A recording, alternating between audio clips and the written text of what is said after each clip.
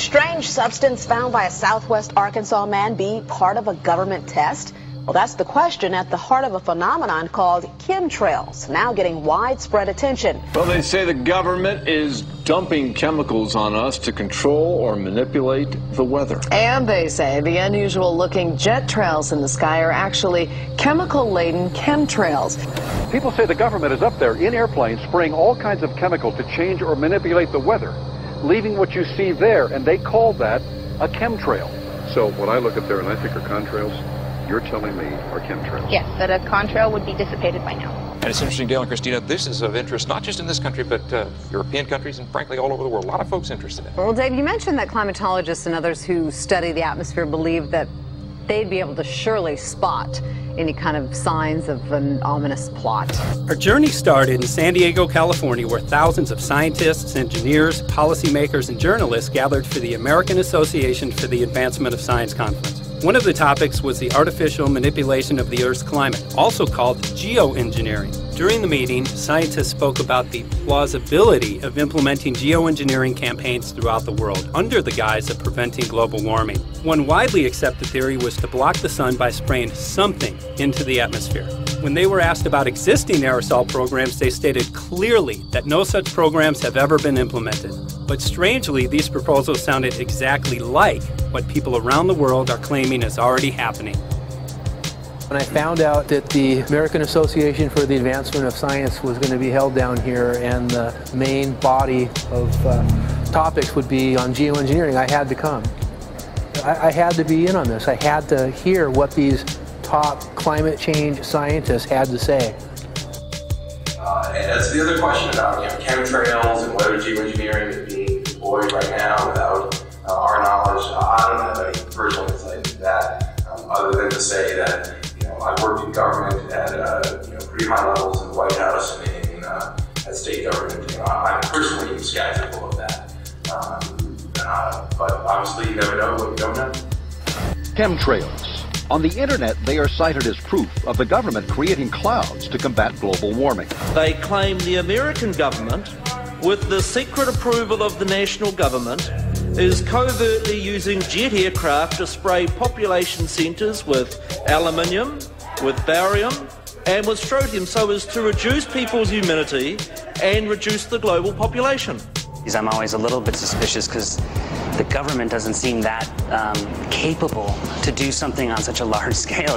That is not rain, that is not snow. Believe it or not, military aircraft flying through the region is dropping chaff. Small bits of aluminum, sometimes it's made of plastic or even italicized paper products, but it's used as an anti-radar issue, and obviously they're up there practicing. Now, they won't confirm that, but I was in the Marine Corps for many years, and I'll tell you right now, that's what it is. And what happens here, military jets, some come out of Key West Air Force Base, and they move off into the atmosphere, and they drop mylar strips. Some could be a little wider, some are small glass fibers that are coated in aluminum. And what the Air Force does is they take their military jets and they dump these out of the aircraft, they fall into the atmosphere, and some take as much to a day to fall down.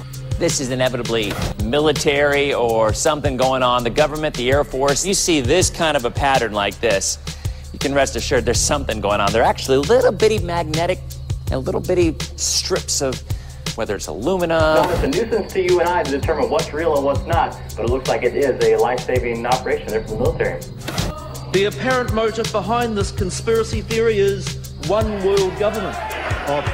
Order, I cannot hear. Mr. Speaker, I want to assure the House that both my ministry and my colleague, the Minister of Health, who have received correspondence on this issue, that this conspiracy theory does not have an iota of truth, and that the trails observed from aircraft simply come from jet engines. Number 9. Order. And I think what an appalling example it is of the new Foreign Affairs spokesperson for the Labour Party that she's spreading conspiracy theories about the United States government. I think the House has heard sufficient. It is called geoengineering, fighting global warming by putting a chemical dust in the atmosphere and reflecting harmful radiation back into space. We take geoengineering to mean deliberate, large-scale intervention in the Earth system. There are a variety of schemes that have been discussed for geoengineering. A classic example is injecting reflecting particles into Earth orbit. Nevertheless, there might be some good reasons to think about alumina. It turns out, first of all, there's been a lot of work on the environmental consequences of alumina in the stratosphere. The big deal really is that alumina has 4 times the volumetric radiative forcing for small particles as does sulfur. And that means you have 4 times less surface area for the same radiative forcing. And this is a much bigger deal. You have roughly 16 times less the coagulation rate, and that's the thing that really drives removal. So you could get away, we think, with much smaller mass fluxes. So that's why we see things like in the use aircraft patent from the '89, they talk about aluminum. And that's why we're seeing in the surface water samples aluminum. And here's David Keith saying that aluminum has 4 times the reflective volume surface area. So they'd like us to think that we're talking about sulfur, but here they slipped up and let it out that aluminum is 4 times better to achieving their ends, and it sounds like it's going to be one they don't want us to know the effects of. The little picture is from a nanofabrication study, which shows you can make very high quality, and do this in just a jet in a very simple way, make high quality alumina particles just by spraying aluminum vapor out, which oxidizes. So it's certainly in principle possible to do that. There's a big literature that's already looked at that. And you could do that by either building new versions of these aircraft or even re-engineering existing aircraft. So there's some ideas of that. So you go to an engineering firm and you want this done. They don't say this is hard or unusual. They say, okay, yes, we could do it. Aerosol geoengineering looks like it is so cheap that the cost is basically not going to be an issue. That means that implementation decisions will be risk-to-risk decisions. The risk of doing it against the risk of not doing it. And it makes the problem of how we govern it fundamentally harder and different and novel. So I've told you that it's cheap to deliver materials to the stratosphere, and I'm convinced that's true. I don't think that will change.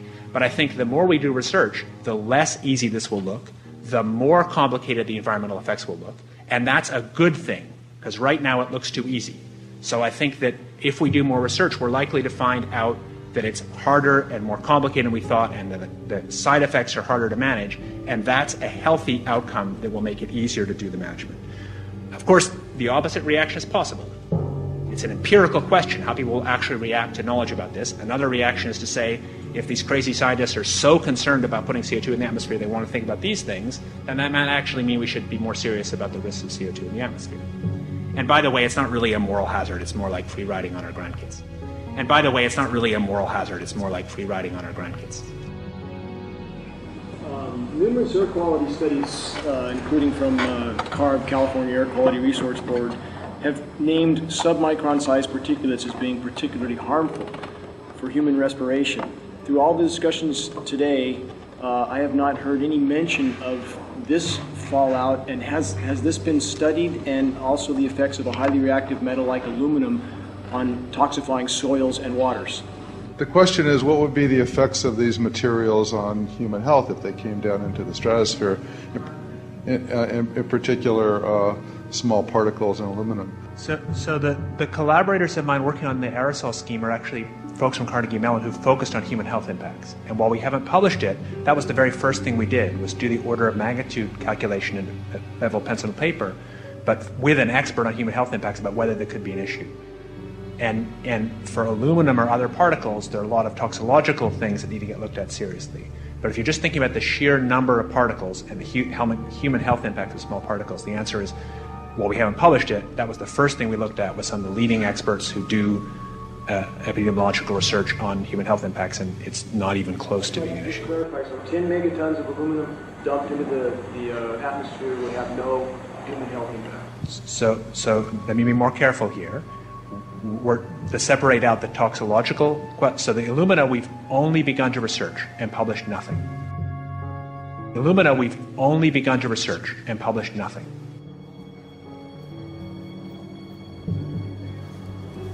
Dane looked at him and he said, so you're telling me that spraying 10 to 20 megatons of aluminum, as you said, would have no human health effects? He took a deep breath and he swallowed and he said, let me be more careful here. We haven't done anything serious on alumina, and so there could be something terrible that we'll find tomorrow. We haven't looked at it.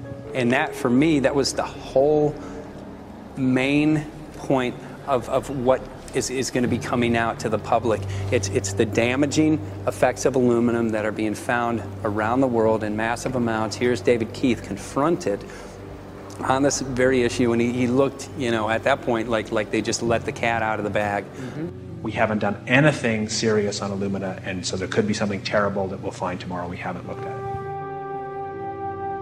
They're proceeding because they have an agenda that's separate from trying to thwart this crisis of global warming.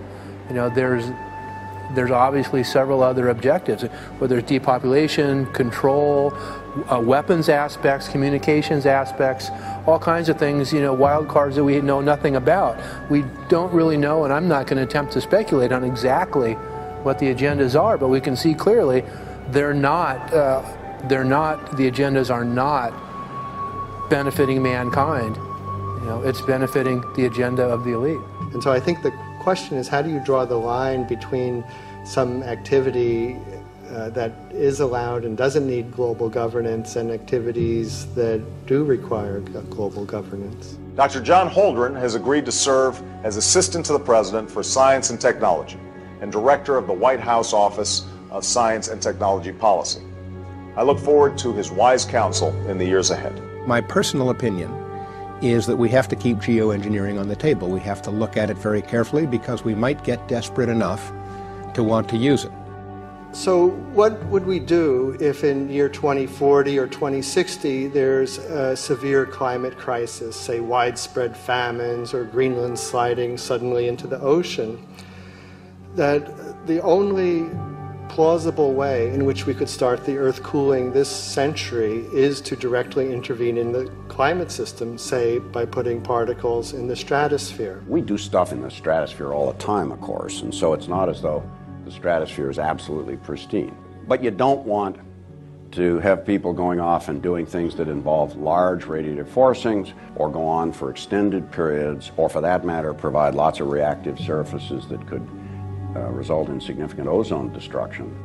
You know, maybe I'm putting a particle into the atmosphere because I'm trying to make money, or maybe I'm putting a particle into the atmosphere because I'm engaging in scientific research and trying to understand cloud physics, or maybe I'm putting this particle into the atmosphere because I'm trying to make it rain locally to seed a cloud and get more snow on our ski slopes. And this obviously raises all kinds of questions. It's hugely risky. It will likely negatively impact some people, but we might find ourselves in a situation where those risks seem worth taking. One of the things that really shocked me was in one of the breakouts they had the benefits of these programs and then the risks. Now the benefits, the one thing that was stated was the just cooling the planet. You know, some of the risks were ozone depletion, droughts in Africa and Asia. I got to tell you, I came away from this experience after listening to these scientists for 4 days of symposiums, really concerned, because it's clear now that they are justifying, rationalizing, and looking to legitimize some really, really horrible impacts, further impacts on our environment.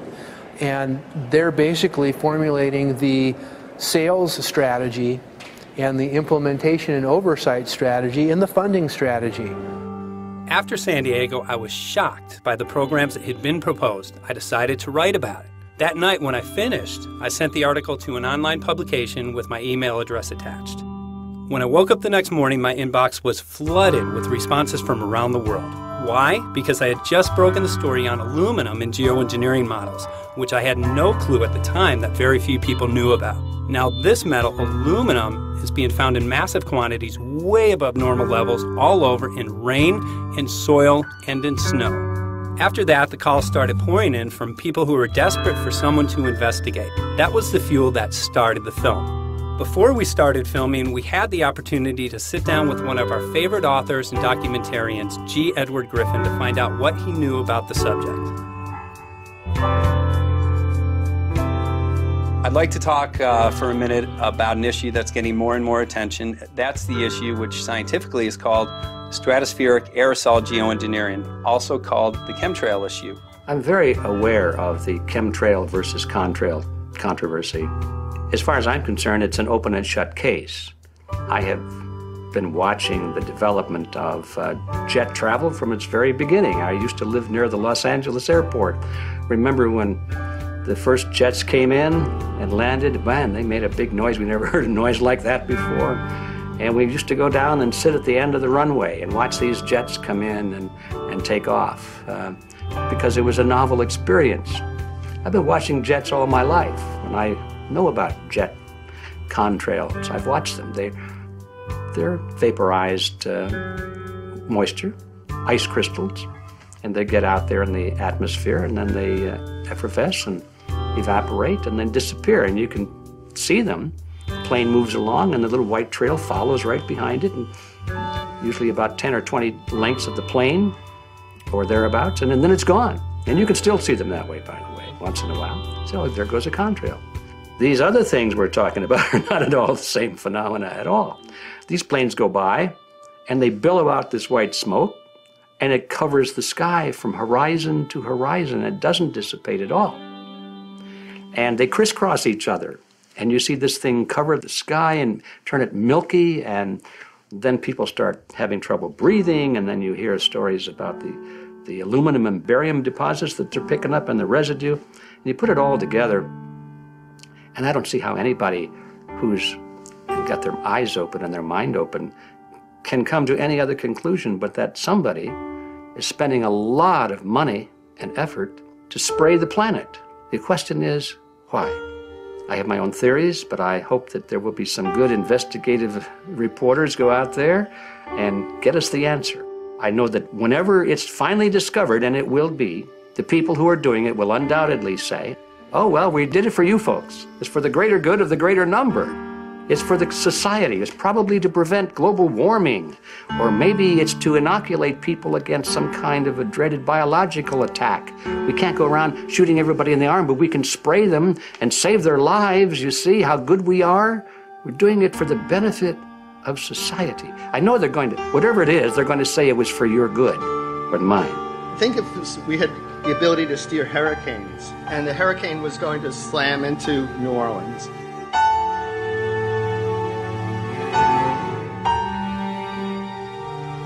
And let's say you could steer it so it would hit Mississippi instead, where for 100, that means I would be willing to more or less kill 18 Mississippians to save 1,800 New Orleanians. And if you do that knowingly, are you murdering those 100 people? And there's all kinds of equity issues there. Now, also, we might be wrong about our steering, and if we didn't do the research right, maybe our steering would intensify Katrina and even kill more people in New Orleans. And so this question of how do you develop the confidence to know that your intervention will reduce overall damage, and then how do you deal with the understanding that you might be damaging some people who wouldn't have been damaged before while saving people overall? The spraying appears to be mostly in NATO countries. I've seen it here in the United States, I've seen it in England, I've seen it in Scotland, I've seen it in Canada, and I've had reports from people who live in France. There's a grouping, there's a political grouping here of some sort. It's international in scope. It's not just an American phenomenon, it's international. And anybody that wants to investigate that, I think, has to take that fact into consideration. They're going to find a political grouping and a political motive here. But in my humble opinion, it's not in your good or mine at all. I don't know what it is, but we'll soon find out.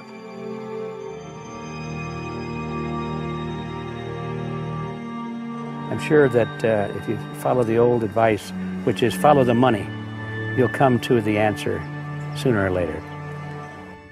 Soon we realized that we all shared the same need to get this information out there, to share with the public, to let people know what is being done. Ed felt so passionately about the issue, he offered to help us. Well, the main thing now, since it looks like the budget is going to be met, is to get it done well. We don't come off the tree knowing any answers at all. Yeah, we're not scientists. We're just asking questions, exactly. And we've got to be very skeptical about the answers. That's it's totally accurate, totally honest. Why can't people see this? They're not hearing it. They don't know. The facts are not being presented to them. We're very lucky, you know that? Look at this opportunity that's been dumped on us. I know. Opportunity. It's, well, this is going to... Yes. It's, This is going to be a battle, I know that. Challenge and a battle, but I mean, why are we here if it's not for that? You can go to a short break with DJ Foxy. I go to get him all tomorrow, so it's going to be you for the moment. I'll call him again. So. Sounds good. I saw the sky crisscross with chemtrails, and I can't remember if it was in LA or if I was on the road, but I had looked up one day, and I thought, look at that. That's not the flight path, man. That was a grid, a regular grid over the city, and I couldn't believe my eyes. Milky white clouds. And, you know, it all seems very obvious, and now the evidence of what we have on the ground with the aluminum, the barium, strontium, and with what we see in the patents and what the geoengineers say are going to happen, I mean, for the everyday Joe, this is a slam dunk. This is a very delicate moment for the powers that be, because they're taking a covered-up operation like the tropospheric aerosol program, or chemtrails, Project Icarus, whatever, it's had many names over the years, and they're making it overt into a geoengineering scientific shield to deflect sunlight, because global warming's out of hand. So at this very moment, the belly of the beast is right above us with no armor. Whether people believe in chemtrails or not, the geoengineering should be scary enough. And when people learn about geoengineering, chemtrails will then become apparent because they're the same. So you're talking about global conspiracy here. Geoengineers propose doing this on a global level. Off to Redding, California. Guess this is the second step after the AAAS meeting. We'll see what we find.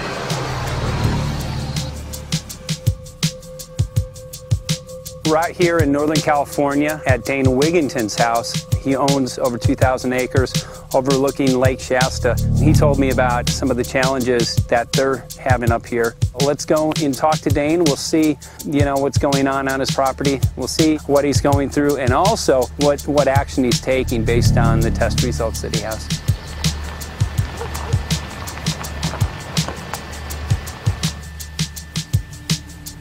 As you know, I have a background in the energy fields.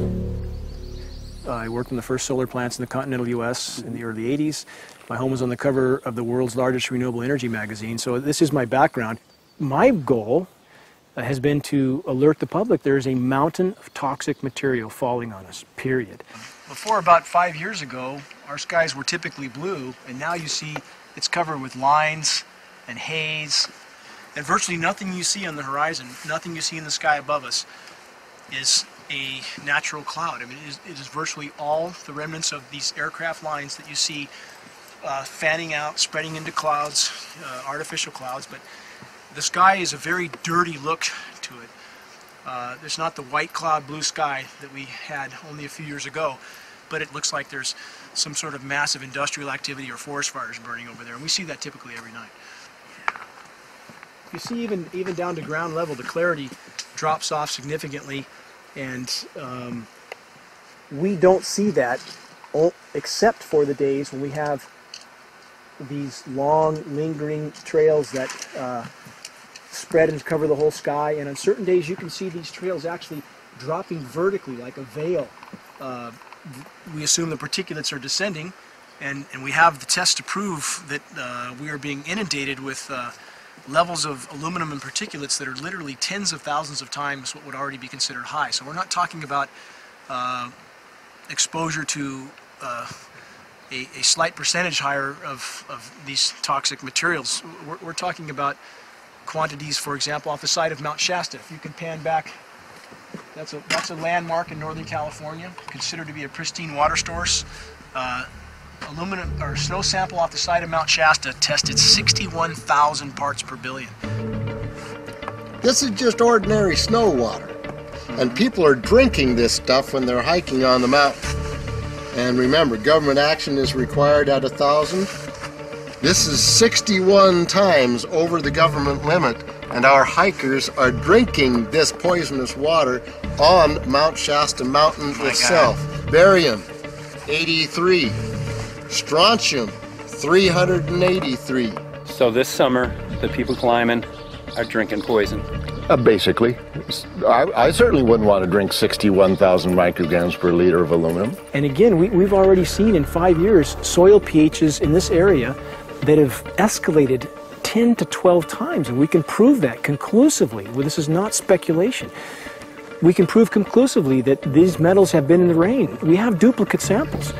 Bachelor of Science in Forestry, International School of Forestry at Missoula. Master's in Zoology, specialized in aquatics. 35 years with the U.S. Forest Service as a wildlife biologist. And before that, several years with the USDA Soil Conservation Service as a soil conservationist. Also have run the botany programs, range and grazing programs.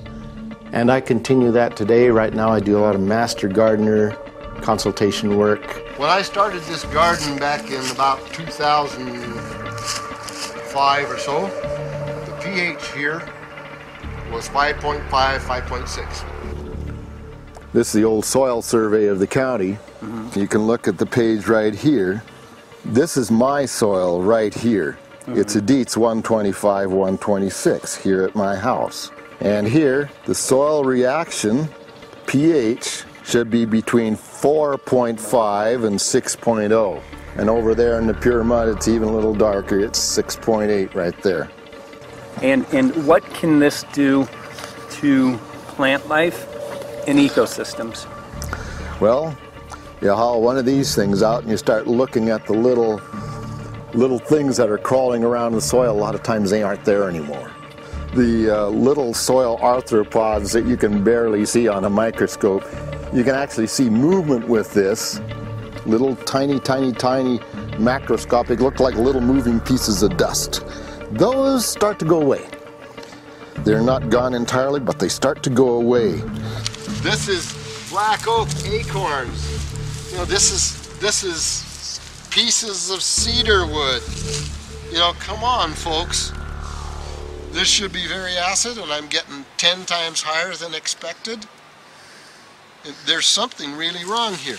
But you can see all those reports, lots of them. You have over 20 reports here.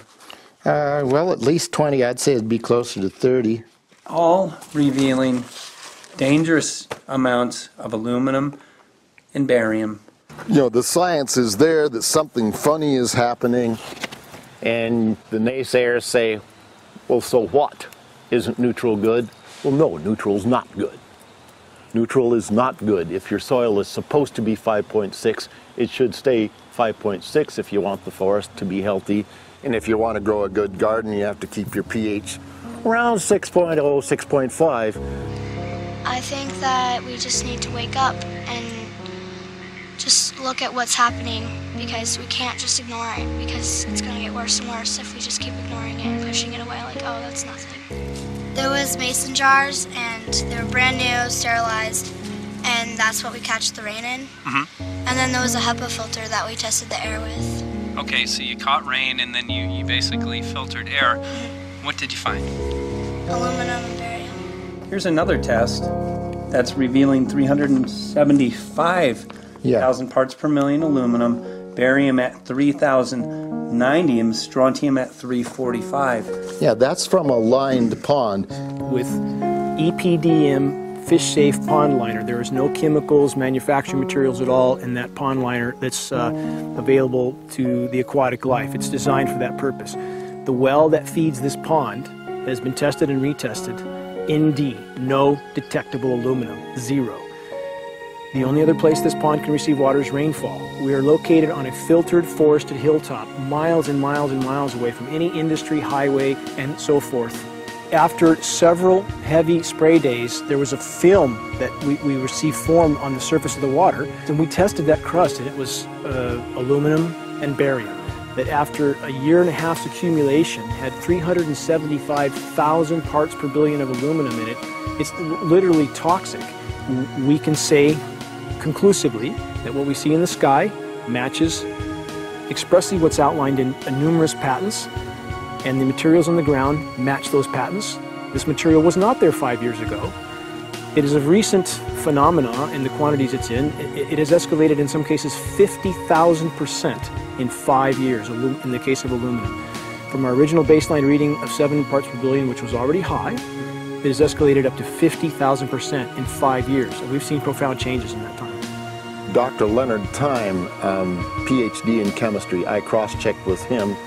And he says the oxides of aluminum, barium, and strontium will drive your pH into the from an acid soil like this up into the neutral. There's no question about it. And that's exactly what you see happening. Wow. I have a doctorate in inorganic chemistry from Oregon State University, in which I was working with different metals and oxidation states, and then did a postdoctorate work at Brandeis, where I was working stabilizing off-oxidation states of different metals. The goal is to sort of figure out how everything fits in the dynamic equilibrium of life. I was working with Francis up in Mount Shasta, and he showed me some rainwater analyses that had to do with levels of aluminum, strontium, and barium in the atmosphere. So I feel the major toxin in these chemtrails is the aluminum. And from the levels we were looking in at Mount Shasta, this is totally, totally unacceptable. When you get to metals and biological systems, you're no longer talking about the bulk aluminum that people think about when they're drinking from soda pop cans and that. So once it gets to the aluminum oxide stage, it just forms a plaque within your arteries and shuts down life. When you take elements that normally aren't out in the environment and you start putting them in the environment, it raises some serious red flags. Aluminum is a very specific, nasty and biological systems. It takes that site and it never lets go, and it shuts down the site, and that's it. And so as you accumulate aluminum over time, it causes major neurological damage because it ends up as aluminum oxide that's essentially stuck in place and can't be flushed out by normal systems. At the core of everyone's condition, there's always some level of toxins. And aluminum is known to have cancer-causing effects. The half-life is decades. I think that we should be working on taking more of these toxins out of our environment instead of adding more toxins in. It's very concerning that if we add more toxins to our environment, that will be increasing the rates and risks of cancers. Even one patient is not worth it. So sad that they would consider putting aluminum in our environment to affect something when they could be causing so much more damage. Wherever the material is coming from, it is there. The amount of metal falling on us cannot be disputed. Absolutely, this is not speculation. The amount of metal in the last 4 years, as I said, have increased to a degree of thousands of times, and California Air Quality Resources Board has studied the aerosols from China. These metals are not amongst them. Mike, the reason I've chosen to focus so primarily on this issue is I feel all other issues are secondary. What could be a greater priority than not being able to walk out your door and take in a breath of air without sucking up heavy metals? If our land base is being poisoned, if our waters are being toxified, what will we have left to work with? Whatever we choose to focus our time and energy on, whatever our political beliefs, that this is a common ground for all of us. We must have air that we can breathe that's not full of toxic chemicals and metals. We must have water that's not completely laden with whatever is being emitted from these aircraft. And if people stopped to consider that the atmosphere is as thin as a layer of paint on a basketball, it is an extremely thin layer that allows life to exist on this planet, to simply treat it as a physics lab and experiment with it until it is broken beyond repair is folly of unbelievable proportion. And if people understood that this sort of experimentation not only is going on, but has been going on for a very, very long time. Going back 50 years, there's been countless climate manipulation, weather modification programs that the vast majority of the public is completely unaware of. And if they think that this is not true, that certainly that somehow they would have known if it was occurring, I would ask them to look at things like Agent Orange and the things that governments do because they can, because there's no one to stop them, because they have these huge military machines that want to control everything. And in fact, the government's own document, perhaps you may have seen, it's available to any online, is called Owning the Weather, an expressed goal of our government, and not just our government. He told the Associated Press that the American government has created weather tampering techniques so that the New World Order will be able to starve millions of Americans and to control the rest. There is weather control techniques. Number one, the entire patents on the equipment. Number two, Senator Claiborne Pell's complete statement and story of his own that not only does it exist, but that we even utilize it as far back as the Vietnam War. Well, Murph, we're going to do what we can. Let's see what we can do. You got the scientists behind you. The scientists are with you, so at least this scientist is with you. I may not have $1 million budget, but I've got enough to show that something's dreadfully wrong. You got it. All right. So Arizona will be this Monday, the 21st. Senator Johnson up in Show Low. So we're going to be in the car a long time.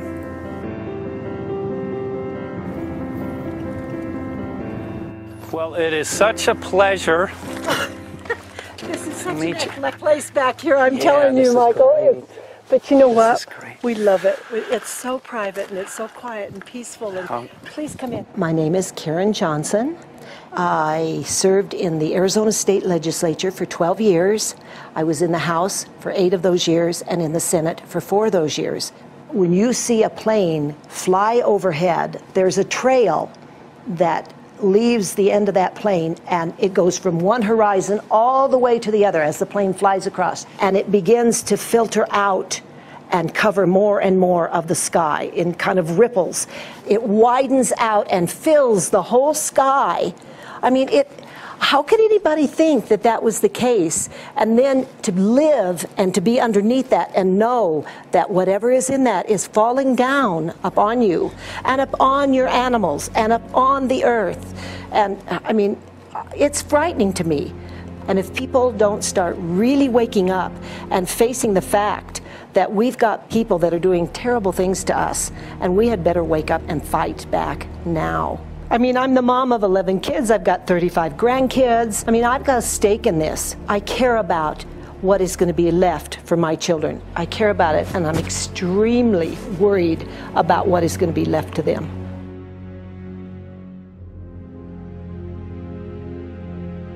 Aluminum is toxic, and we know that it's accumulative.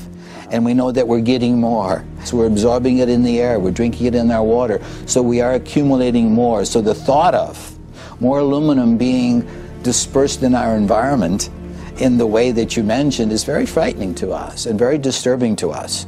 Those of us who have done any research on this are really quite concerned that we are ill-informed about this issue, and mostly that it's being done. Aluminum is toxic. We know that it is. We can debate as to the amount of toxicity that is going to be disturbing the body, but as far as really accepting the fact that it's accumulative, it's synergistic, then we have to conclude that it's not a good idea to put it in our atmosphere, especially when we know we're getting increased amounts, and especially since we know that the scientific communities around the world are pointing a finger at the heavy metal toxicities, at the toxicities that we're absorbing in the day-to-day food that we eat and the air that we breathe. The concern is off the charts about why is this happening? Why is this being allowed to be sprayed continually all over the United States, all over the world? Who is paying for this? I mean, the incidence of Alzheimer's has just skyrocketed, which evidently has to do with an accumulation of aluminum in the brain cells.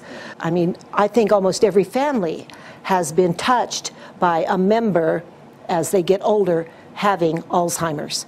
And it's a horrible disease. And to say that, well, this just came because people drank soda pop out of aluminum cans, you know, when my father passed away with Alzheimer's and he didn't ever drink soda pop, you know, that explanation doesn't ring true with me. And so I'm wondering, how much did this chemtrail spraying back in the Illinois area affect him? Aluminum and fine metal is an accelerant. Our friend who's a firefighter up in Pine, Arizona for 20 or 30 years says that the wildfires now that they're fighting are way beyond anything they've seen before in intensity. And when you look at the air samples and you see the fine particles of aluminum, which is very flammable, and magnesium settling on the trees, this is causing unprecedented savage wildfire. But if you look at this, you can see these are parts per million. They sent this to me, and I just found this to be extremely interesting because we should have like 2 parts per million of aluminum in our air. And this is saying that there's 39,000 parts of aluminum. That's astronomical. Barium is high. I mean, these are way off the charts of what people should be breathing or what's coming down on them. And, you know, if people wonder why their health is deteriorating, why they're having to go to emergency rooms, why they can't breathe, you know, why they're getting Alzheimer's, this has been planned. We have elites, I don't know what you want to call them, one worlders, Illuminati, I don't, whatever you want to call them. But with these people that don't care about the average person. They only care about themselves, their greed, their power, and if they eliminate, you know, 2/3, 3/4 of us from the planet, so much for the better for them, because then they don't have so many people to have to herd around and worry about. So this is a lot what this is about, and this is very, very alarming and scary. I mean, where is this stuff coming from, and why? Why is this kind of stuff being put out there? You know, I've heard different explanations about, oh, we need to cool the planet, all this and that. But if people are up there trying to cool the planet, why do they need all this kind of stuff in it?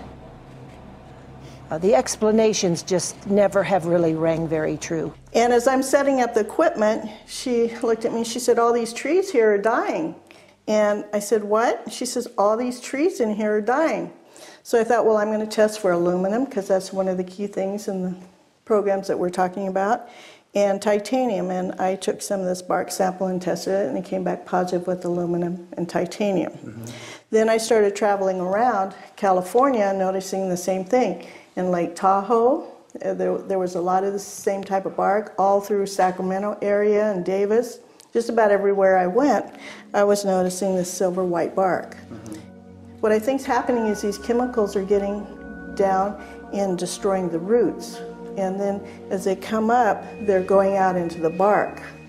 Those 2 right there are the ones that are just, it just hurts so bad to see these 2, because look how old and big they are. We probably lost 40 trees right here on our 10 acres. Every week, every other weekend, we'd see another tree that was beginning to die. And I mean, it's just so sad, we just cry.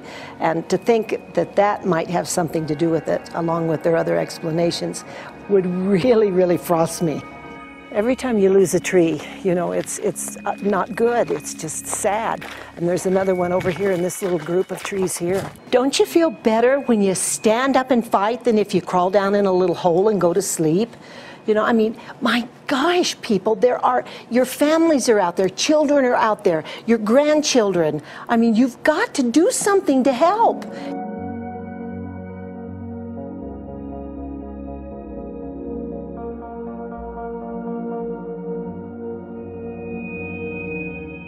My greatest hope is to get people to question.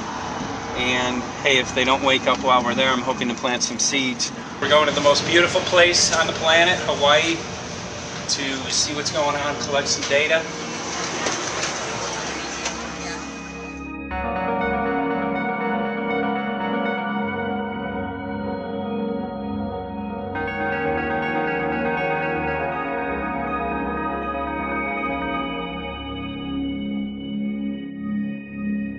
Thank you for having fun with us. Hope you enjoyed the trip.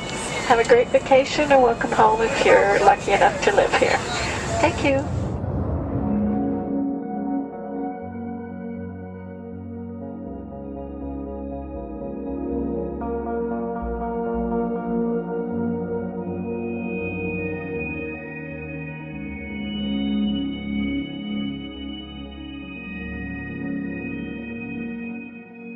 The whole valley's off the grid, so it's either solar, wind, or generators.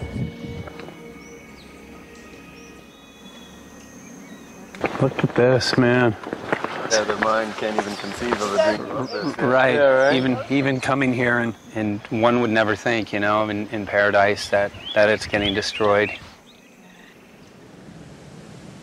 And they're doing it island style. They do it off the island, right? They do it off the island, so they don't, you know, you don't see the chemtrail airplane. The theory is that they're spraying the ocean, offshore, and it's coming in on the... And it's coming in. Now these are coming from the west. They're also spraying on both sides today. A lot of this stuff is actually chemtrails coming this direction. There's material that's blocking. We should be able to see to the horizon, you know, where the Earth curves, because we're high enough and we have the ocean, right? So we should be able to see. We should be able to see the Big Island. It's only 30 miles away. And you can see it's not a blue sky behind it. That's the key. It's all, you know, has that kind of weird looking blue, like silver blue, I call it. And this is a nice day. You know, there's no more blue sky. The night, we're gonna look at the stars at night, and it's like, you'll see, you can count them. There's so few stars at night now. There should be hundreds of thousands of stars, and I can count the stars. There's like one here, and one planet here. It's like, you might see, some nights you'll see 100, some nights you'll see 10. This is what concerns me, this kind of stuff right here. It's just soft. Okay. This just comes right off, this bark. That's not natural. For I've seen hundreds of thousands of coconuts, and I've never seen it falling apart like that. Look at this, you guys. I've never seen anything like this. I used to trim trees all the time on the Big Island. I've never seen anything like that. That's why I'm concerned. Not an easy task that you have here on the island. I could see the skepticism because it is so far beyond anybody's reality. It's amazing. It's just amazing to try to look through somebody else's eyes. Like my eyes, I can see this, so it's like night and day. And other people, it's just the illusion is just so deep. What do you think would happen if everybody awakened to what was going on and what the plans were of geoengineers? I think they'd have a revolution in Hawaii. If people really understood what was going on. What's your concern for, I know that you love the land here. What's your concern about the chemtrails? Well, that we won't be able to live here and grow our own food. And that our health is going to be compromised. You think it already has been? Yes. And the thing is that they're doing it every day here, every day. So it's hammering, micro doses every day. And then, of course, it's getting in the environment, and of course, it's weakening the plants. And it takes a couple years for this to actually weaken the plant. So we are asking for GMO taro. We're asking for GMO papaya because we can't grow our natural seeds. We can't be sustainable. We can't truly, you know, be here as God created us to be. So my friend convinced me to do a hair analysis on my daughter. So we went ahead and cut close to her scalp and got some really recently grown hair and sent it in. I was just sure that my daughter's hair was going to be so clean with the lifestyle that we live. And lo and behold, it came back and her levels were really high in aluminum. This is the chart here. This is the reference range, and this is where my daughter is. 23.1. Aluminum. The skies are covered with a white mist, and I look up at night anymore and I don't see the deep, dense stars that I used to, and I can't help but think this obviously has something to do with my daughter's health. I don't know where else these heavy metals are coming from. Yeah, I mean, look how old she is. Yeah. She's been isolated here. Here, and she's... here. Anybody looking at the situation would be like, this is paradise. This child should be like superhuman. Organic foam. And here you are getting all this heavy metal stuff. She has highest level aluminum on the chart. Never had a vaccine either. Folks, these people are playing God. They are playing God. They're manipulating the weather, and they're spraying stuff into the sky. They are trying to geoengineer everything, including your plants and trees and your ocean. Well, tonight, we're just hoping that instead of not looking at it, you start looking into it, because I really believe from the bottom of my heart that we are in a real crisis. I really do. They are proposing dumping 10 to 20 million tons of aluminum into the upper atmosphere. What does aluminum do? It changes the pH of soils, which is toxic to plant life. Also, it's very toxic to human health. Are they doing it? Well, let me tell you about my experience and what we found. We have much evidence that not only suggests, but I believe prove that they are happening. Jeff, what's going on? And as I promised, we're joined right now by a very special guest, Michael J. Murphy, currently on location in Hawaii. He's working on a documentary film called What in the World Are They Spraying? Michael, welcome to the program. Great to speak with you today.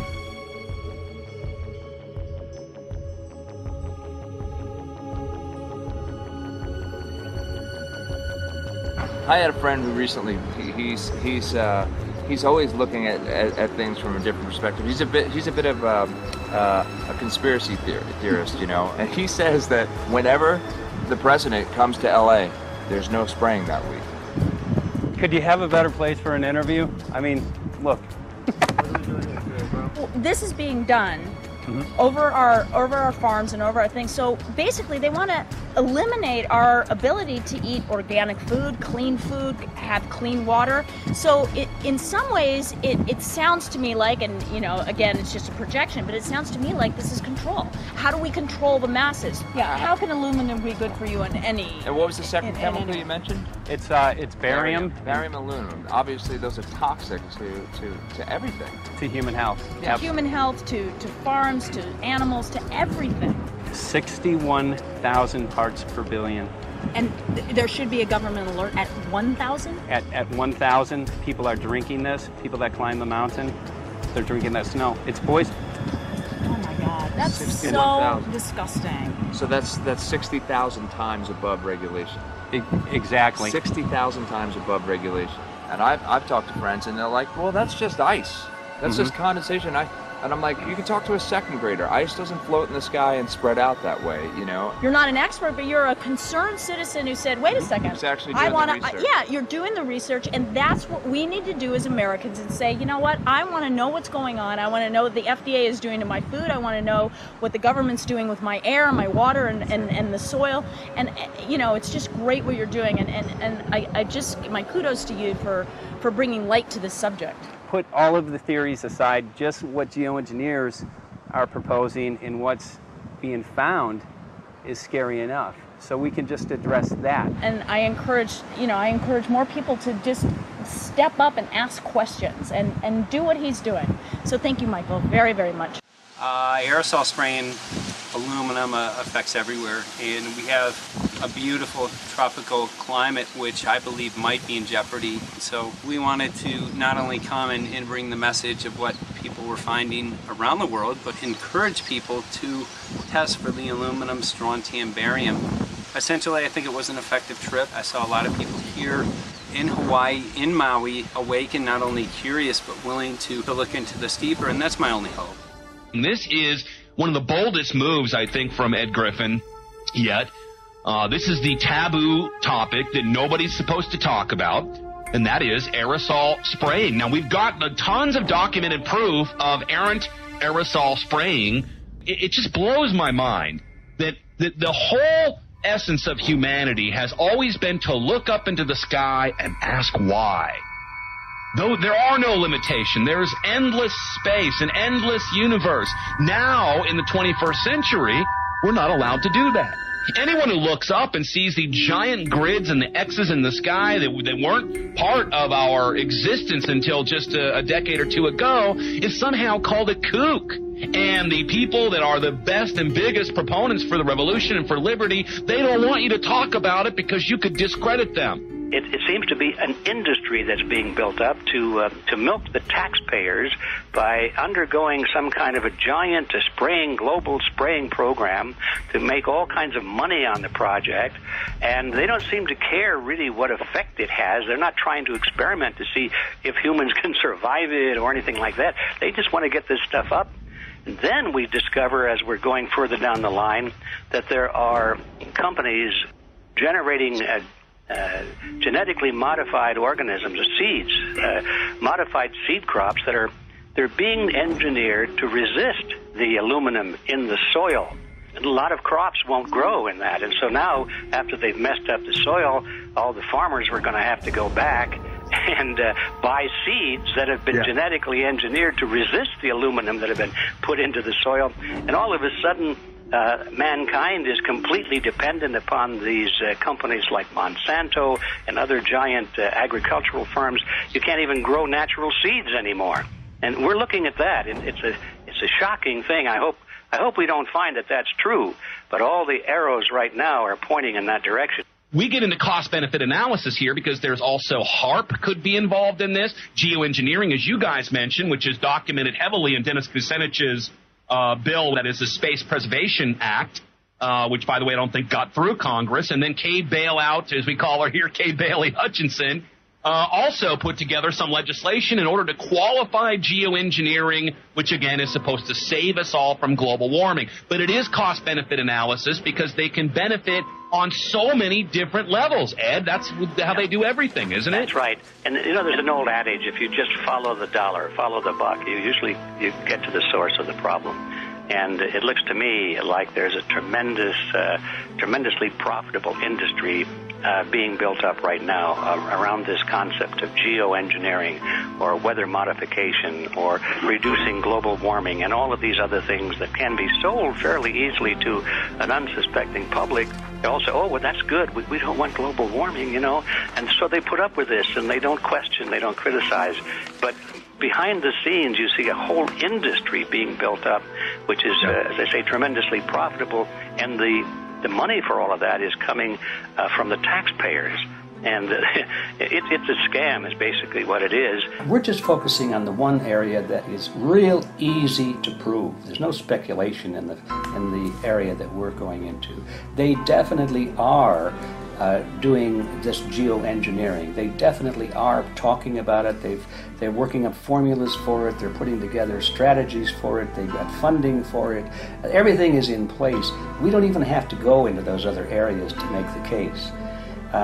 Okay, let them believe that, but at least they must understand that there's no question that they're talking about it and planning to do it.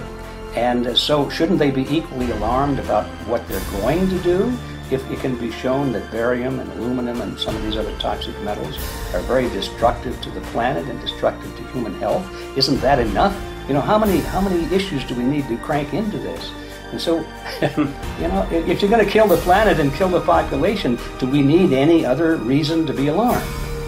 What in the world are they spraying? Thank God people are asking this question. That's all we want. We just want to be able to ask these questions. Our good friend G. Edward Griffin, all these years, Mike Murphy and Paul Wittenberg are doing this great effort with your help. This is a community effort to get people real information. What in the world are they spraying? Any final quick comments before we're out of time? And my only final thought is that we asked the question, what in the world are they spraying? And we now know what it is. And folks, you're not going to like it.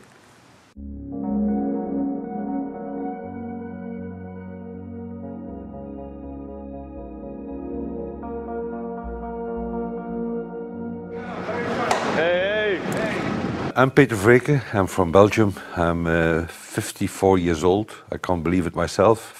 I'm a very happy and grateful person.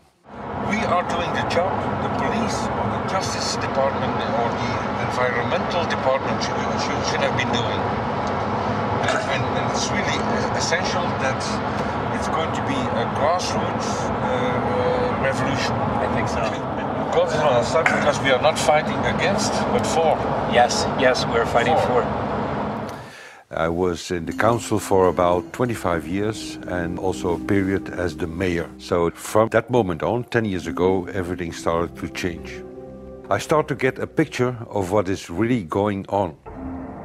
And it became crystal clear to me that we, humankind, have been manipulated and dominated and exploited for centuries.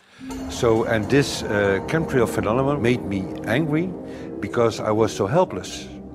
You can decide what food you're going to eat, whether you're going to smoke, what water you're going to drink, what kind of life you're going to lead, but not with this phenomenon. Then you are just a victim.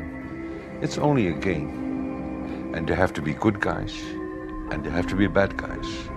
And luckily, we are in the position to be able to play the role of the good guy who has the chance and the opportunity to overcome. 3 days that we shared with them, my heart just dropped because it was such a beautiful way to live and such a peaceful way to live.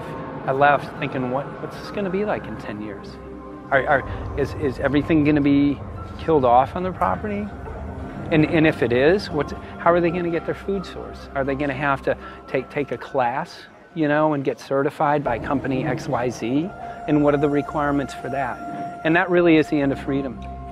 I'm concerned about that. I definitely, I really am. Yeah. I learned to say everything is now as it has to be now. And everything is going to be okay. It's going to be all right. It's going to be okay. Yes.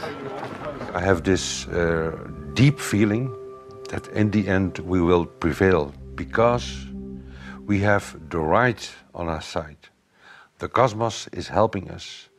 And I have this strong feeling that we are being supported by entities and by forces we can't even imagine.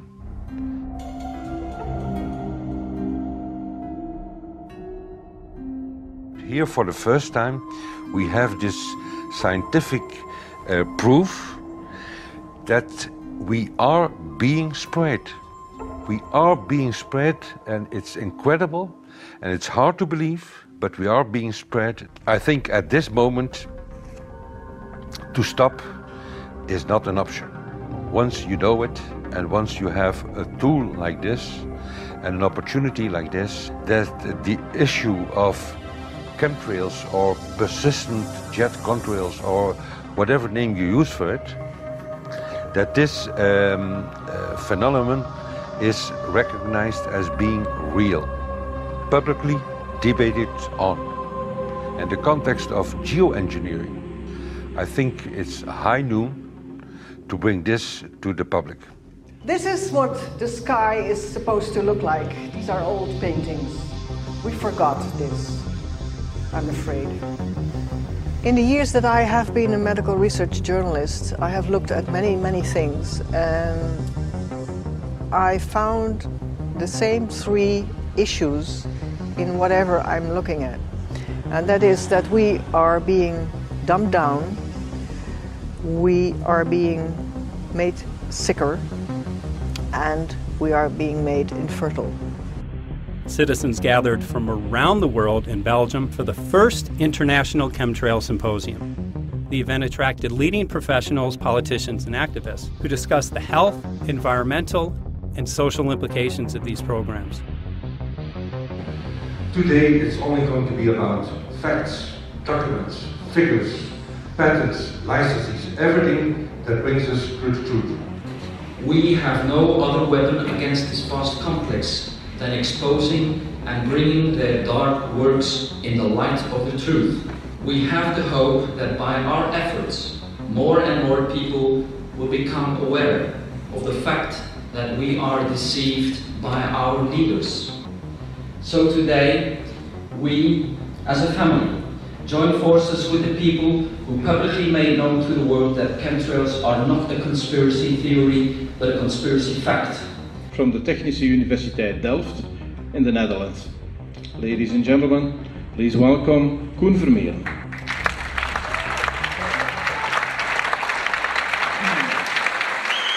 Well, I'm Koen Vermeeren. I'm a university professor of Delft University of Technology. Usually people are with their heads to the ground in their own two-dimensional space and they don't look up. But if you do, you see more and more spaces like this. And it worried me too. I have no explanations to our students about these phenomena. And then I studied it myself and I found out that I couldn't give them the answers they wanted, because I think that the phenomenon is not natural. It's not natural what is happening, and the explanations that are given to us are not enough for me. If you look at them from a scientific point of view, the first thing a scientist does is trying to explain something. Because I'm smart and my students are not as smart yet, so I have to give them answers to questions. But if you ask most scientists honestly, they cannot answer all your questions. If people are using climate control over our heads, I want to know about it. I want to know the consequences, I want to know the health impact, I want to know everything. I need, as a teacher in my university, to give answers to my students. And they have good questions. And I don't have the answers, and I want to know. Excellent. And we should discuss this. Ladies and gentlemen, for here you in the auditorium and for all over the world, Michael Murphy.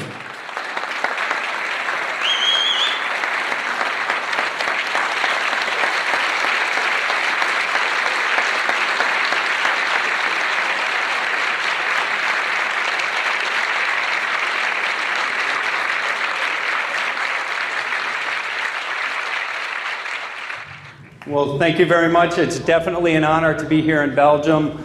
The people who are in power control everything. They control the markets, they control us. Now they're even controlling the weather. And they can use that for warfare applications. The one thing that they cannot control is what God had originally made, and that's natural organic seeds. This is called the Hegelian dialect. It's called problem, reaction, solution. The problem here is massive amounts of aluminum, things starting to die. The solution is company X that says, hey man, you're not getting yields on your crop. Everything's dying. But I got the solution, I got a seed that will grow in this environment. The only problem is, now you have to start buying from me. We're a little concerned that maybe part of this agenda could be to kill off anything that's natural and organic and re-engineer it with aluminum-resistant GMO seeds. Many may know we just got back from a week of filming in Hawaii, and it was an incredible trip. A big concern for the people there is they're beginning to see softening of the coconut trees.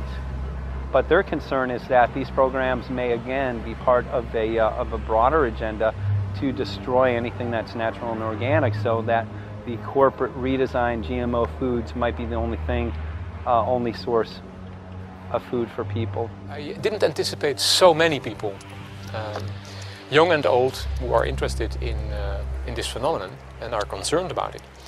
And I especially liked the address that the young girl gave today. Only 17 and already making an address to the audience. That is, well, incredible. My name is Sofia Xenidis. I am 17 years old. It is quite scary to know that the air we breathe is not what it's supposed to be. That the food we eat and the water we drink contain traces of those substances which are sprayed out over all of us, as though we were being poisoned like insects.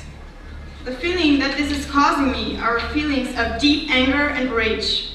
I don't want to be poisoned, I don't want to be infected with cancer, and I'm just so angry that this global poisoning can be going on such a massive scale, and not enough is being done to stop this crime. A clear answer to one question. Are we being sprayed? Have we been sprayed? And is it their intention to spray again and again?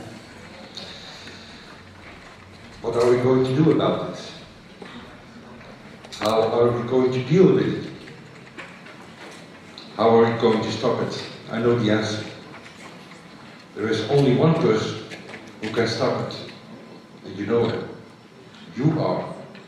You are the person, the one you have been waiting for.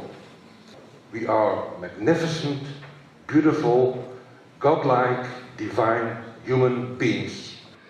Ladies and gentlemen, sisters and brothers, in this auditorium and in the whole world, thank you so very much for being present with us.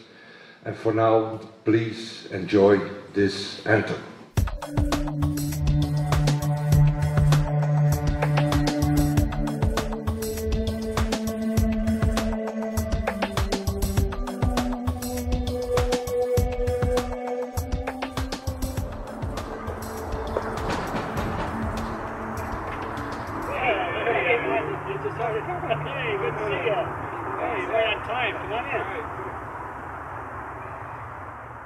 So, anyway, I'm glad that the weather's been good for you fellas so far.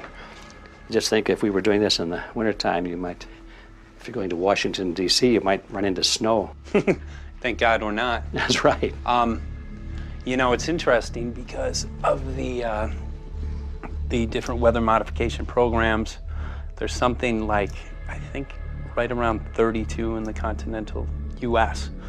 alone going on. So the theory is that geoengineering is in part weather modification. You know, Mike, that's a very good point. There are so many subsets connected with this issue of geoengineering. People are writing to us all the time with information about the connection to global warming, the connection to weather modification.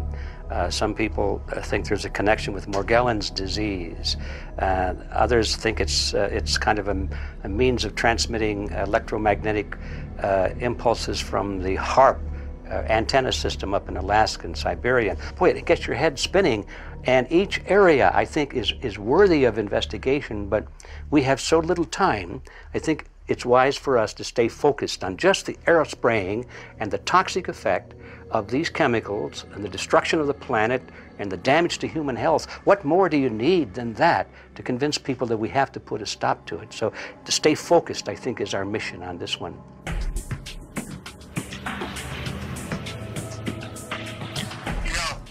Jeremy, we had an idea. We know that you know the political system real well. Our idea was this: we have a ton of data and information that we've collected throughout our travels, and you know, we really think a good way to end the film would be addressing this to elected officials, some of the senators. So we were wondering this, if you might be able to come and kind of help us out and perhaps show us the way in how to get this done politically. But it sounds like a really good idea, and I'm also going to get to, in terms of researching who it is that we should really focus on talking to about this. At the very least, if we could make it impossible for them to claim that they don't know at this point, we can strip away their plausible deniability that they haven't heard of the data that points to geoengineering stratospheric aerosol operation already going on. At the very least, it should be very interesting to go to district of criminality and put some people on alert. Yeah, you have a lot of enemies in Washington. That's where all the power comes together and the money, you know. So there are people there, I'm sure, that just don't want us to do this job. But I'm glad you're going, and you'll find out.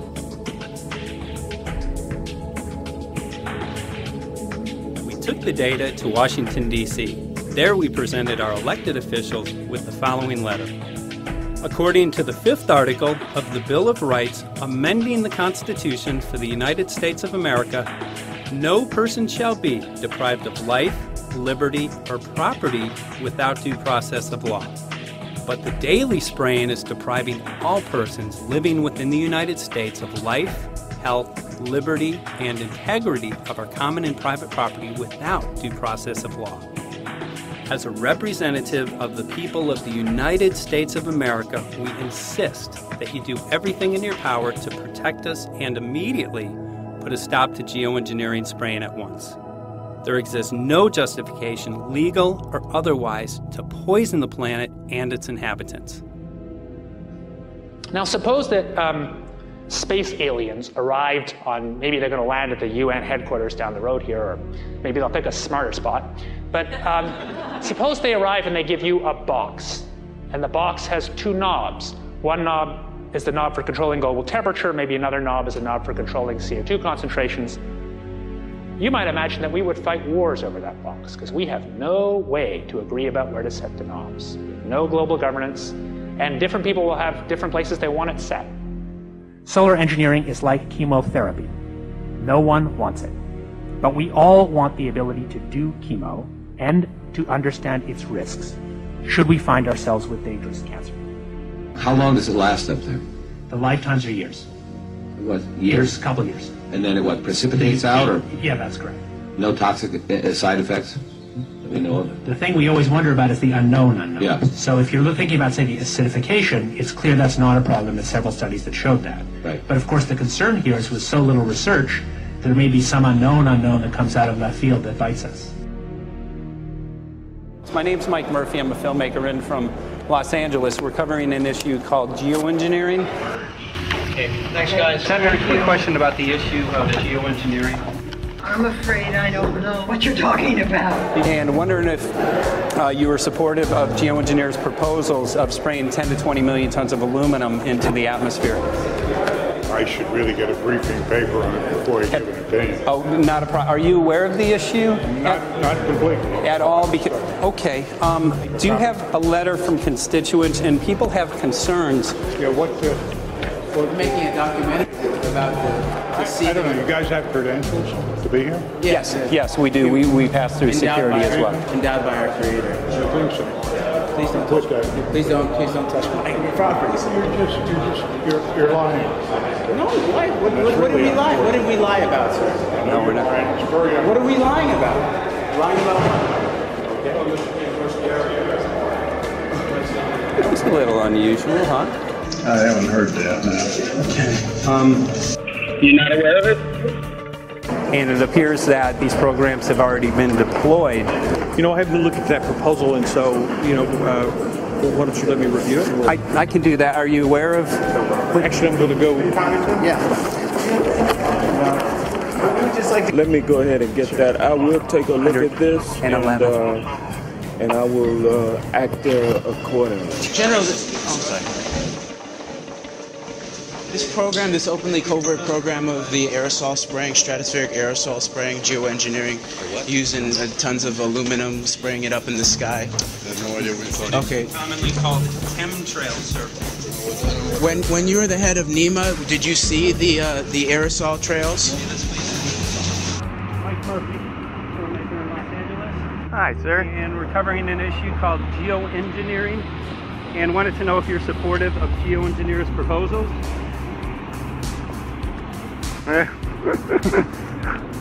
Congressman? Hey, Congressman. I'm wondering if you're supportive of geoengineers' proposals, which is dumping 10 to 20 million tons of aluminum into the atmosphere. Pardon? Okay. You make an appointment to my office. I'm not supportive. I haven't looked at it close, so I don't. Have you heard of the issue? Because it's becoming mainstream in public, and there are actually congressional committees which are being formed to talk about these programs. Mm-hmm. Yeah. Well, I think when we drop anything into the atmosphere, we should know prior to the effect of that, right? Yes. And if we don't have the knowledge as to what the effect will be, we shouldn't do it. I think there are 4 different options for thinking about deployment of geoengineering. The first one would be we just ban it. I would argue that one does not want to get too firm a restriction in place on small-scale studies early on because it'll tie the science hands. I think what the science community ought to be trying to do is say, you do small-scale stuff inside this space, and it's a scientific question what that space ought to be. There shouldn't be a lot of oversight and restriction. Congressman? Excuse me. Hi, I'm Mike Murphy from Los Angeles, covering an issue called geoengineering. These guys are running from the geoengineering issue. I wonder why. I'd have to talk to my staff. I don't know what your details on that are. Have anyone made you aware of the issue, or? Sir? Congressman, your committee talked about geoengineering last November. Are you in support of those proposals? I'd love to give you a paper. Geoengineering? You know nothing about the geoengineering issue? is? Never heard of it. They call it geoengineering, but... yeah, I never heard of it. It's nothing I've ever heard anything about. When we looked up in the air today outside of DC, we saw this stuff going on. Quickly, have you heard of geoengineering? No. The proposal is to shoot 10 million tons of metals into the air. This committee, Science and Technology, covered it for the first time. No. No, I've never heard of it. So we were very concerned. How you doing? I'm fine. How are you? So what? We spoke with Congresswoman Watson's office, and her press secretary, Ms. White, was familiar with Representative Kucinich's Space Preservation Act, which mentioned chemtrails and the weaponization of the atmosphere in space, and then it was pressured to be taken off the bill. Did you see the aerosol spraying going on today over the Capitol? Congressman? Geoengineering carries with it a tremendous range of uncertainties, ethical and political concerns, and the potential for catastrophic environmental side effects. He's not one to do interviews very often, so not unless we usually really pressure him into it. Okay. So don't, all that is, don't hold your breath. As chairman of the Committee of Jurisdiction, I feel a responsibility to begin a public dialogue and develop a record on geoengineering. We want to know if you're supportive of their measures by spraying 10 to 20 million tons of aluminum into the atmosphere? No, I think we need to have more research. Okay. And about the issue of current deployment, there's literally a mountain of evidence that many people believe proves the deployment of these programs. Any knowledge of that? No, there's certainly not a mountain of evidence, but I do support research into geoengineering, and I also support looking into the international governance of that. Okay. I hope anybody that has studied it knows, at least I think, that it's a radical proposal, and I hope we don't have to use it, but there may come that point in time where we do. Now, if we could provide you with the evidence that suggests that these programs are and have been ongoing, would you be willing to address this publicly? We've had about 3 or 4 hearings on it. We have addressed it publicly. Well, not about the proposals, but about the current deployment of these programs. Citizens. I don't support the current deployment. I think we need to have more research, and they have consequences that go beyond one nation, and so I think that there needs to be governance to that. Governance is not simply an issue of deployment, but governance before deployment in terms particularly of large-scale scientific fieldwork. I concede that on this subject and in general, it's not popular to talk about global rules. And when these people started talking about the need for UN Security Council oversight, a supranational environmental security enforcement with a strong mandate by the UN, it really is clear that they're looking for a global power behind the manipulation of the environment. But I do think it needs to be sort of an international kind of treaty that does tie and bind all nations into a common fate. It is a common fate. And unfortunately, it's not just big governments that could do this. It is small governments. It is billionaires probably could figure, I'm going to save the world all by myself, and I won't bother to mention it. How do we decide when there's a planetary emergency? Whose hand is on the thermostat? How do we decide when to start it? There's no way to do that right now. And what if we do start doing it, and then by some problem with the technology or with the will, we can no longer do it? In a year or two, the aerosols will come out of the atmosphere and temperatures will shoot up at a rate much faster than it's going up now. And it's that rate of change that's hard for us to adapt to. So once we start it, we'll be sort of locked into doing it for a long, long time. And so with basically no end in sight. Boeing would pursue this to make a profit, right? I mean, there's financial motivation to do this. Let's see. So let me not speak for Boeing. Is that allowed? Okay. Yeah, well, it is what it is. No, but someday, if the U.S. is going to decide to do this stuff, they're going to look to a company who can do it, and you want to be positioned. Boeing would rather get it than Lockheed Martin. So certainly we have an industrial base that helps the country take on technologies and large-scale challenges like national defense. And we do that both for a profit motive as well as, I think, as a national service. So I think it would be truly disastrous you know, we discovered a few years from now that there was a black program that some government had stood up to sort of learn on the quiet how to do this. It's pretty clear you can cool the planet, but you will not and cannot bring it back to exactly the same climate state you started with. So you may or may not, and I expect we'll have a lot of back and forth about how useful it is to ameliorate the risks of climate change. I think there's a good evidence it probably is useful, but we don't know. But it certainly can't get you back to exactly the climate you started with. I think everybody agrees with that. Do you think you'll see deployment in our lifetime? Let me say I hope not. Al? I would agree. I hope not. I hope Very not. preach. Okay. I see this as something like an evacuation plan. That you build big dikes. Maybe that's the emissions reduction to try to keep the flood from wiping you out. But that if that flood should come, that you'd like a plan for what to do in the event of that catastrophe. So I see these options more as a catastrophic response option and not as a way to reduce risk of everyday climate change. You would advocate mitigating consumption of beef as a means of accomplishing your objective? Yes. How would you suggest going about that? You can't. I mean, it's your job to decide what to tax and what not to tax. Obviously, if you wanted people to behave differently, you give them incentives and disincentives for behavior. But I'm sure that's the answer you wanted to hear, Mr. Smith. If only my time had not expired. Thank you, Mr. Chairman. Because there's literally aluminum and barium contamination found around the world, believed to be from these programs. Like, look, today over the Capitol looks like they're deploying some type of aerosol. Did you see it? No, I didn't, but good to see you. In a James Bond scenario, some rogue rich guy puts some airplanes in the air and sees the clouds. What is to prevent that? Okay, are you aware of the issue? You do it through the... Are you in support of those proposals? What is your take? I don't know anything about it. I have to get more information.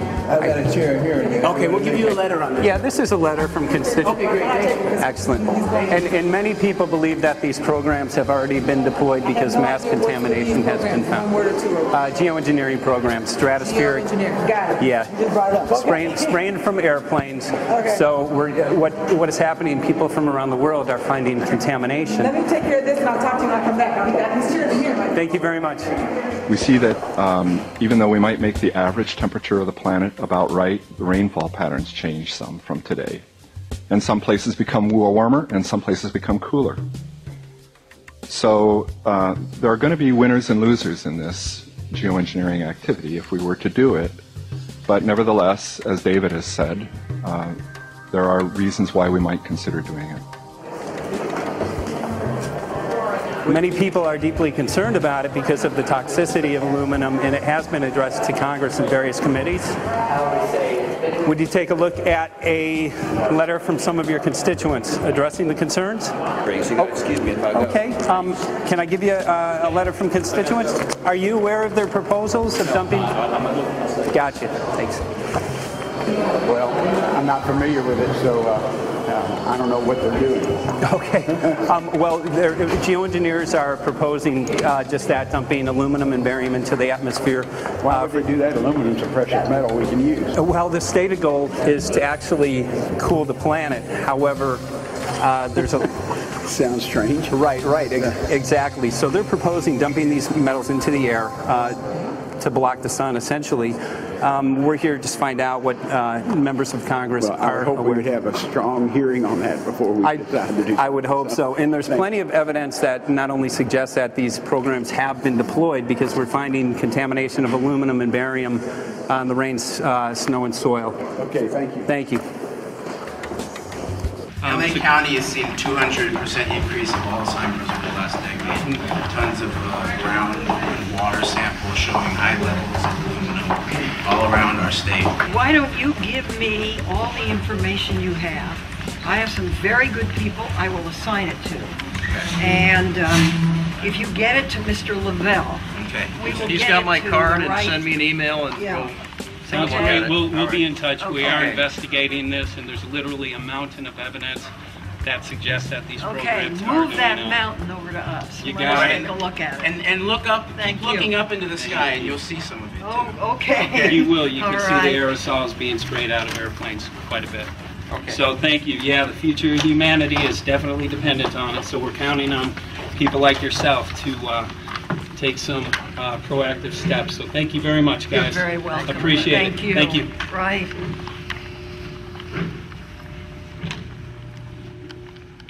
A lot of Congress was running down the hallways to avoid answering any questions, looking for doors in the hallways. So apparently the war is against all of us, and we're all in a hostage crisis. People who took an oath to uphold and defend the Constitution are not only know this is happening, are participating in this. And all of us have a duty to stand up and speak out about it. Why is the water being contaminated? Why is the soil being contaminated? Why are aluminum-related diseases going up? And it's affecting all of us, and thus we all have the duty to stand up and speak out and get educated and stop this. For our own sake, for our children's sake, it is a crucial moment in history right now. As human beings, we need to decide whether to live on our knees while being sprayed and poisoned every day, while being under a continual threat, or whether we are going to stand up and live as free human beings and seek truth, justice, peace, and freedom for all of God's children. So as you can see, we're ending our film here in Washington, D.C. We've made many public officials aware of this. Most of them either denied any knowledge of this, or they simply were unwilling to address the situation with us. So as you can see right behind the White House, we do have aerosols behind us. The spraying has continued. What is the solution? Is the solution here in Washington, D.C.? Clearly, this is one of the solutions, but the solution is not only here, the solution is within you. This issue affects all of us so deeply. So you need to look inside. Please get active, get involved, start spreading the word with growing awareness. About 90% of the population, we believe, is unaware of this issue, which means 90% of the people who normally might do something if they knew are not doing anything because they are unaware. So please look into your heart, use whatever skill you have to get the word out. The future of humanity is dependent upon it.